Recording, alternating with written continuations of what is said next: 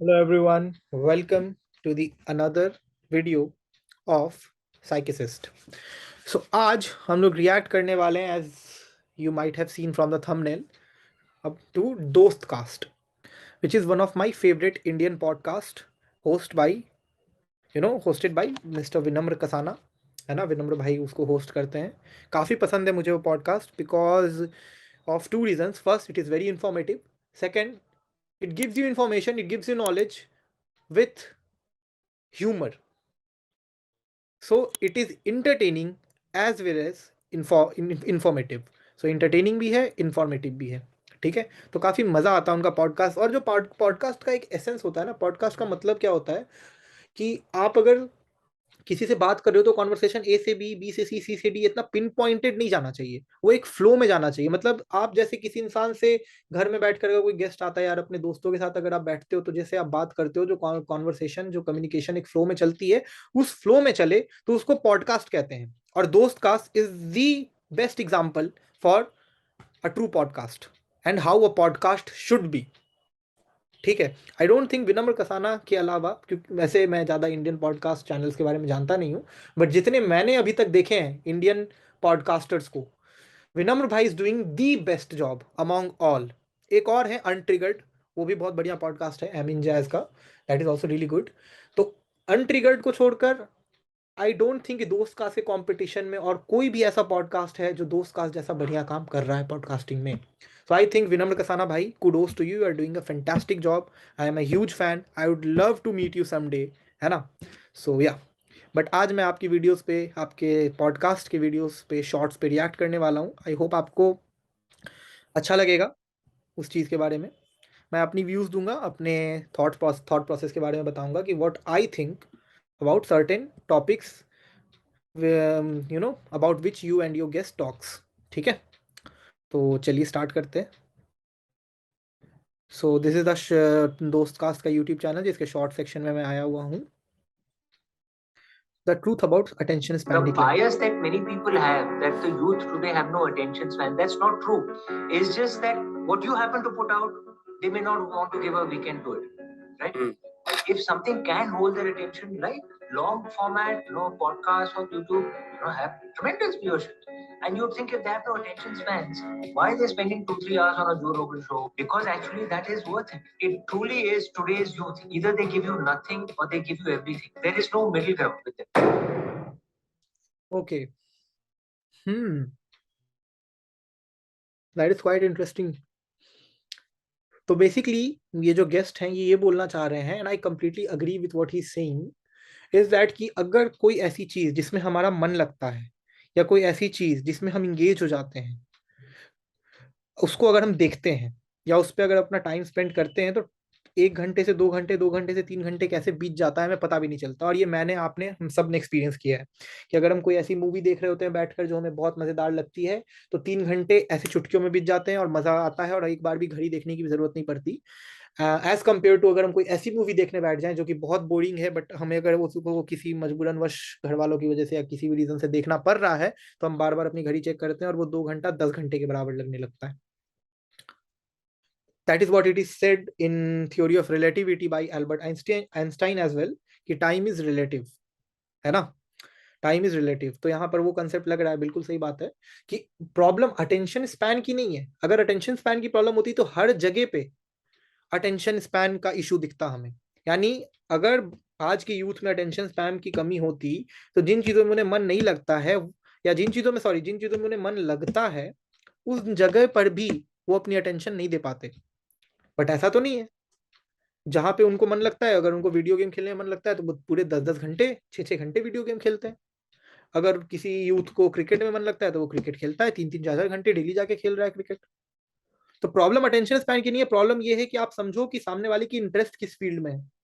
और अगर इंटरेस्ट किसी पर्टिकुलर फील्ड में, उस फील्ड में अगर वो करियर बनाए, या उस फील्ड में अगर वो अपना अपना डायरेक्शन लेने की कोशिश करे लाइफ की, तो आई थिंक वो बहुत अच्छा करेगा, बिकॉज वहां पर उसका मन लगता है। तो इसीलिए मन जहां लगेगा वहां पर आपको ध्यान लगाने की जरूरत नहीं पड़ेगी, ध्यान ऑटोमेटिकली लग जाएगा, है ना।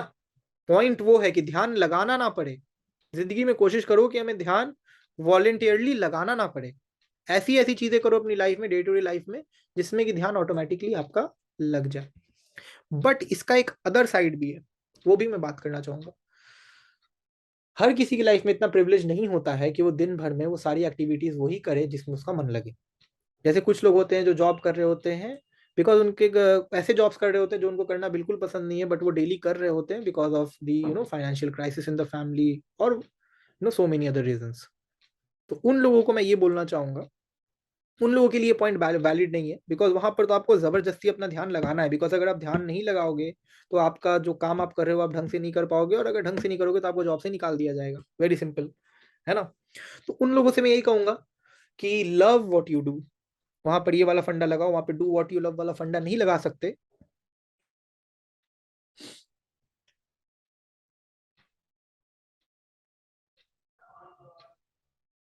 This stops 95% Indian from being courageous. Let me see. What do you say when you mean courageous? Courage is individual, right? Your sense of courage is to maybe build a large global podcast studio. My sense of courage may be to write more books. So courage is different, right? But when you unleash fear systematically into a society, the fear doesn't get limited to my house saying that, oh, this is house number so and so, here lives a journalist, the fear is located here. No. The next house where this chap is beginning to do a startup, he also start to fear. Because he looks at it and say, wow, man, I am not going to demand a better road, because if I demand a better road to my go down, what happened in that house number could happen to me. So fear is like that. Fear doesn't have boundaries. Fear spreads. Fear spreads everywhere. And that is when our children become timid. So what he's trying to say is that is कि अगर मान लो इस दुनिया में कोई सच्चाई के लिए आवाज उठाता है, उसको कुछ अनफेयर दिख रहा है अपनी सोसाइटी में, या कुछ अनफेयर दिख रहा है अपने आसपास, उसको लेकर अगर वो आवाज उठाता है, और उस आवाज उठाने की वजह से अगर उसके साथ कुछ बुरा व्यवहार किया जाता है, उसको सप्रेस कर दिया जाता है बहुत बुरी तरीके से, या कुछ भी उसके साथ अनफॉर्चुनेट हो जाता है, तो जो अगल बगल के लोग हैं, जो उसके विसिनिटी में लोग हैं, जो उसके रिलेटिव्स हैं, जो उस इंसान से सोशली कनेक्टेड लोग हैं, वो ये सोचने लग जाते हैं कि अगर ये इंसान ने आवाज उठाया तो इसके साथ ऐसा हुआ, तो डेफिनेटली अगर मैं आवाज उठाऊंगा या मैं आवाज उठाऊंगी तो मेरे साथ भी सेम चीज होगा। तो वो एक फियर इंस्टिगेट हो जाता है ऑटोमेटिकली उस इंसान से कनेक्टेड सारे अदर पीपल में, और फिर वो इंसान से कनेक्टेड जितने भी लोग हैं वो भी उसी डर में जीने लग जाते हैं जिस डर में वो इंसान अब जीना शुरू कर दिया है, बिकॉज उसके साथ बहुत बुरा हुआ है सच्चाई के लिए आवाज उठाने में। और वो कुछ कोई भी इंसिडेंट हो सकता है, एनीथिंग। तो इस वजह से क्या होता है कि फियर जो है केवल एक घर में लिमिटेड नहीं होता है, वो प्रोपेगेट कर जाता है पूरी सोसाइटी में इसी तरीके से। And what I feel personally is that कि फियर जहां पर है, जहां पर हद से ज्यादा डर है, डर होना एक सर्टेन लिमिट तक जरूरी है, बिकॉज डर इंसान को इंसान बनाता है, वरना इंसान जानवर बन जाए। बट डर अगर लिमिट से ज्यादा हो गया कहीं भी, किसी भी सोशल इन्वायरमेंट में, वहां पर प्रोडक्टिविटी, क्रिएटिविटी, इनोवेशन की डेथ हो जाती है। This is my personal opinion. या this is what I will say about this. One habit to excel in college. They can take away everything. They can't take away your mind, and they can't take away your tongue. So sharpen both of those. I used to tell people when I was young, much younger, I would say, get into debating, get into dramatics, get into elocution. I got my first motorcycle, Hero Honda motorcycle, with the winnings in debates in colleges here. And then there are some naysayers, oh, gift of the gab. At least there's a gift. You have a gap, but you're ungifted. What can I do? You must have the ability to give back as well. Sometimes you say, नहीं यार, पंगे क्यों लो? 100% लो. पंगे नहीं लोगे तो thick skin कैसे बनोगे? पंगे नहीं लोगे तो अपने आप को एक्सपोज कैसे करोगे वैसे इन्वायरमेंट से जिससे आपको डर लगता है? और अगर वैसे इन्वायरमेंट से आप खुद को एक्सपोज नहीं करोगे जिससे आपको डर लगता है, तो उस डर से जिंदगी भर निकलोगे कैसे? एंड यहाँ पर एक चीज ध्यान रखना, मैं डर जो बात कर रहा हूँ वो इस सेंस से बात कर रहा हूँ जिससे कि आपकी करियर में रुकावट आ रही है। डर में इस सेंस से बात कर रहा हूँ जहाँ से आपकी पर्सनल ग्रोथ में रुकावट आ रही है। ठीक है, कुछ डर जिंदगी में होने जरूरी है, जैसे ऊंचाई से डरना जरूरी है। ठीक है, ये नहीं कि बिल्डिंग के छत पे गए और बोल रहे हैं कि मुझे ऊंचाई से डर नहीं लगता, ऐसा नहीं कर सकते। मैं डर बात कर रहा हूँ आपके करियर के बेसिस पे, मैं डर की बात कर रहा हूँ आपके पर्सनल ग्रोथ की बेसिस पे। तो अब जैसे मान लो आपको किसी स्ट्रेंजर से बात करने में डर लगता है, या आपको लड़कियों से बात करने में डर लगता है, आप एक शाई इंट्रोवर्ट गाई हो, who get so much scared, who starts trembling with fear when you are opposed to a girl, तो वहां पर वो आपकी पर्सनल ग्रोथ के लिए प्रॉब्लमेटिक है ये डर। तो इसको ओवरकम करने का एक सिंपल सा तरीका है कि go and talk to that girl, expose yourself to the scenario in which you are so scared of, because most of the time we create imaginations in our head and run it on loop when there is no connection of that imagination with reality in the real world. आपने अपने दिमाग में एक scenario बैठा लिया कि मैं उस लड़की से बात करने जाऊंगा, मुझे थप्पड़ मार देगी, या मुझे इग्नोर कर देगी, या वो मेरे बातों को अच्छे से रिस्पॉन्ड नहीं करेगी, मेरे दोस्त मुझ पे हंसेंगे, मेरे अगल बगल वाले मुझ पे हंसेंगे, और इस वजह से, इस डर की वजह से you are not going to talk to that girl. मुझे इस बात से लेना देना है ही नहीं कि वो लड़की क्या करेगी। मैं आपको ये बोल रहा हूँ, या इस वीडियो में आपको ये बोला जा रहा है सुहेल सेठ सर के द्वारा, कि expose yourself to that situation, this is good for your growth, this is good for yourself, your own self, not anyone else. छोटे छोटे माइक्रोस्कोपिक लेवल पर भी ऐसे चीजें, ऐसे ऐसे सिचुएशंस में खुद को बैठाना शुरू कर दो जहां जिस सिचुएशन में बैठने से आपको डर लगता है। एंड अगेन मैंने क्लियर कर दिया है कि मैं डर किस सेंस में बात कर रहा हूँ, आपके एकेडमिक्स लेवल पे, आपके करियर के लेवल पे। जैसे कि अगर आपको डर लगता है पब्लिक स्पीकिंग में, तो डिबेट्स में, पब्लिक इवेंट्स में पार्टिसिपेट करना शुरू कर दो। 5 मिनट की स्पीच दो, बट दो तो खड़े होकर। कोई बात नहीं, शुरू में आलतू फालतू की बातें बोल दोगे, शुरू में हो सकता है आप गलत प्रोनाउंसिएशन कर दोगे, शुरू में हो सकता है आप क्या कहते हैं, आपकी आवाज लड़खड़ाने लग जाएगी, आप भूल जाओगे बीच में अपनी स्पीच, कुछ भी हो जाएगा। बट वो एक बार करोगे, कुछ एक्सपीरियंस मिलेगा, 10% डर हटेगा। दोबारा किसी पब्लिक इवेंट में पार्टिसिपेट करोगे, थोड़े बेटर होगे, 20% डर हटेगा। ऐसे करते करते जब 10-15 इवेंट कर लोगे, देखोगे 16वें इवेंट में जब जा रहे होगे ना, सिर्फ कॉन्फिडेंस होगा, डर होगा ही नहीं। और ये फुल प्रूफ तरीका है डर से जीतने का। ठीक है, so you can think about it basically.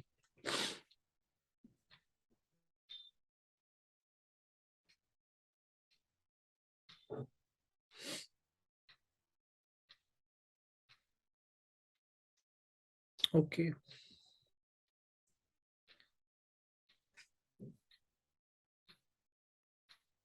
How to make friends as an introvert. मैं बहुत सारे लोगों को जानता हूँ जो बहुत बढ़िया जगह पे जाते हैं, लेकिन वो कभी अपने फैमिली और फ्रेंड्स के आगे they never say hi to them. You in your videos also, you just sometimes get a local उनसे बात करनी होती है. How do you make that happen? This also comes from probably my childhood where I was very shy of making conversations. But because every 2 years I was moving my school, so the best of friends that I made in one certain place, I had to bid goodbye to them, then go to a new place and then make friends all over again. And it all starts with the high. I had to get into the habit of doing that again and again and again, and every new place that I go to. It did not feel so forced when I was a kid because it just felt like a lifestyle. I did not saying the same thing जो मैंने अभी बताया आप लोगों को, कि आप again and again अपने आप को सिचुएशन से एक्सपोज करवाओ, जिस सिचुएशन से आपको डर लगता है।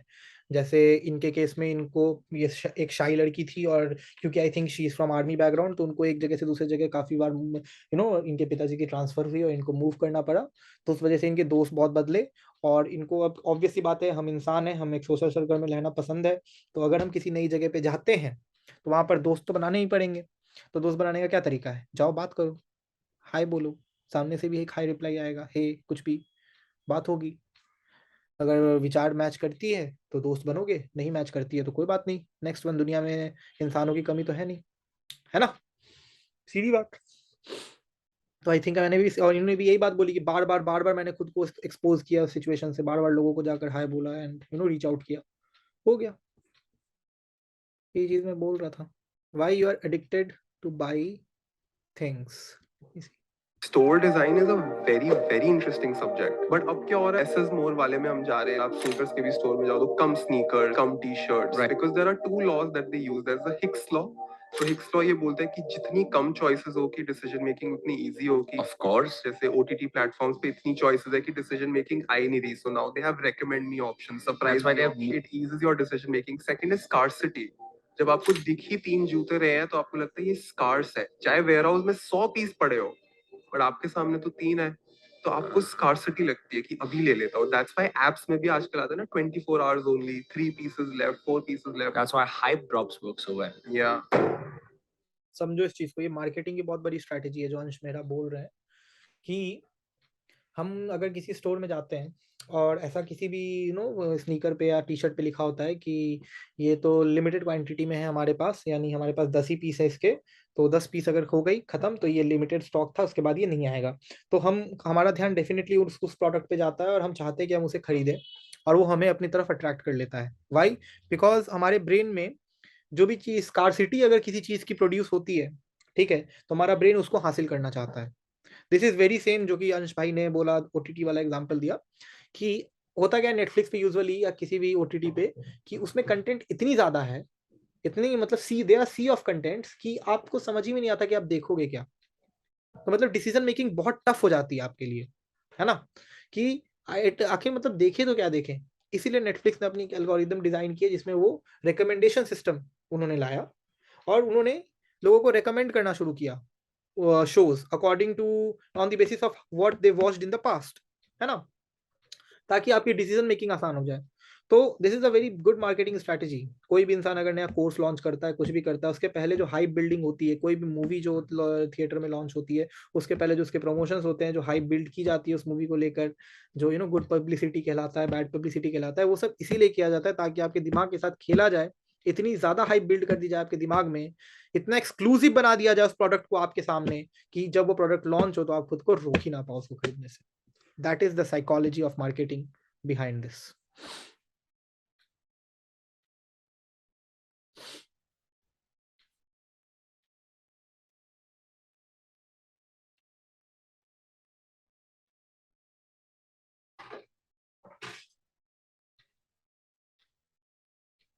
Why hustle culture? Do you schedule leisure?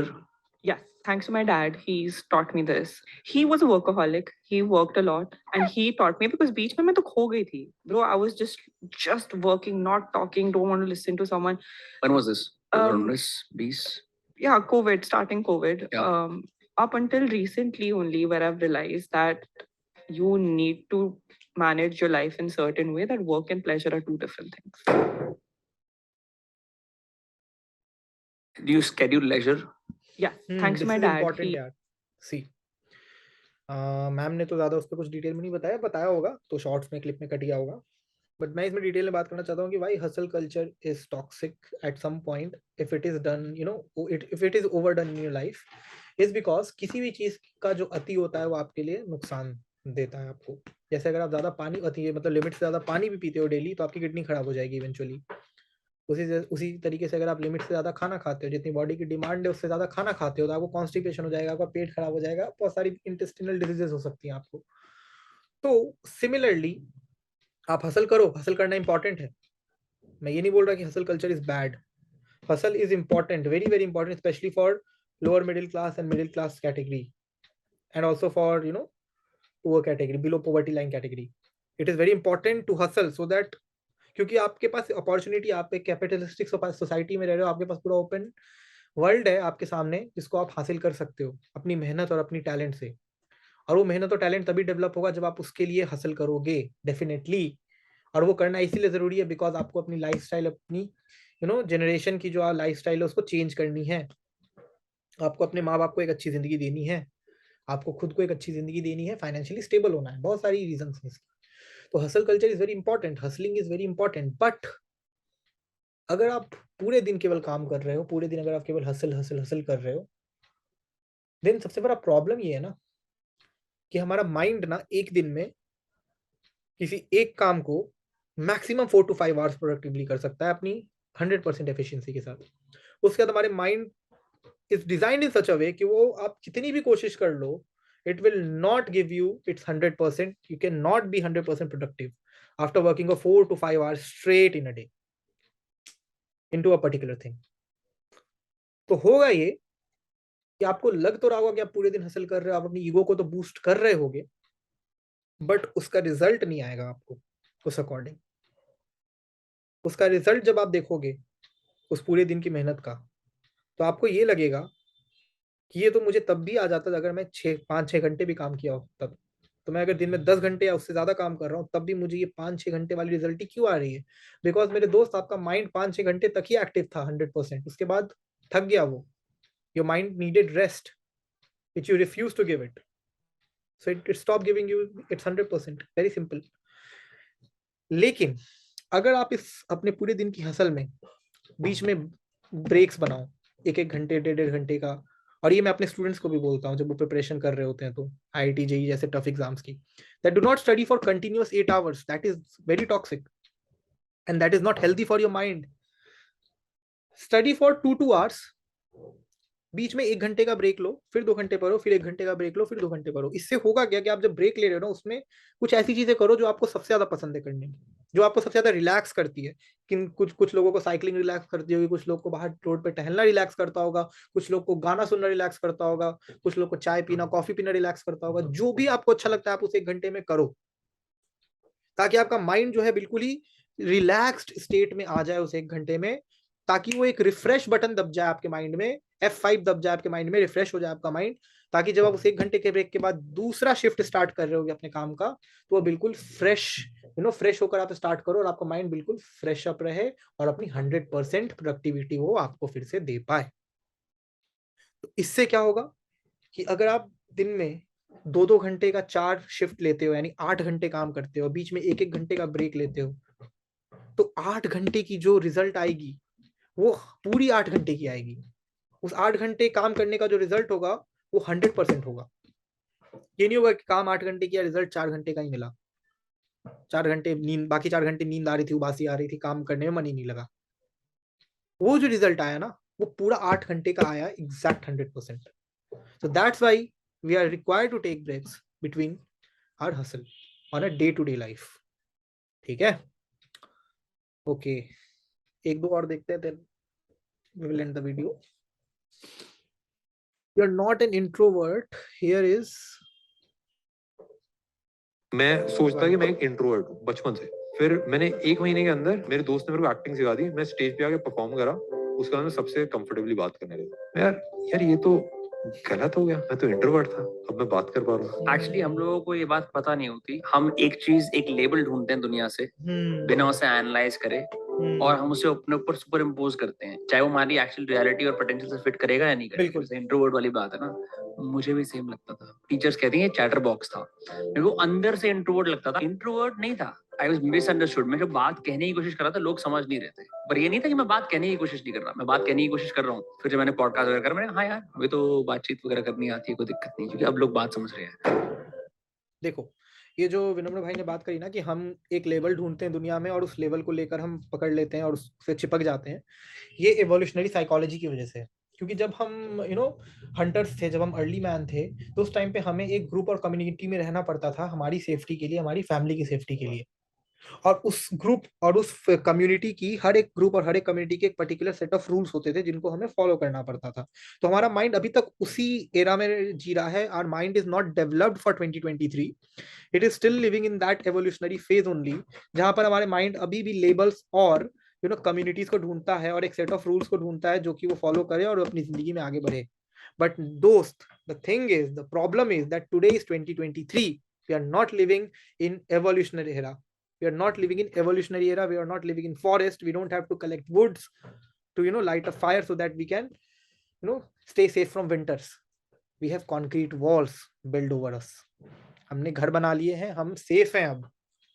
तब हमारे माइंड को, ये जो हमारे साथ हमारा माइंड ट्रिक प्ले करता है, उससे हमें बचना पड़ेगा. उसको हमें पहले तो उसके लिए हमें अवेयर होना पड़ेगा कि जो लेवल्स हम सोसाइटी से ढूंढ रहे हैं या अपने में चिपका कर बैठे हैं, वो क्या हमारे सच में पोटेंशियल है, हमारी एक्टिविटीज या हमारे एक्शन के साथ मैच करती है, या क्योंकि हमने किसी और का देख लिया है, किसी और का सुन लिया है और वो हमें अच्छा लग गया है, तो उसकी वजह से हमने ये लेवल लगा रही है.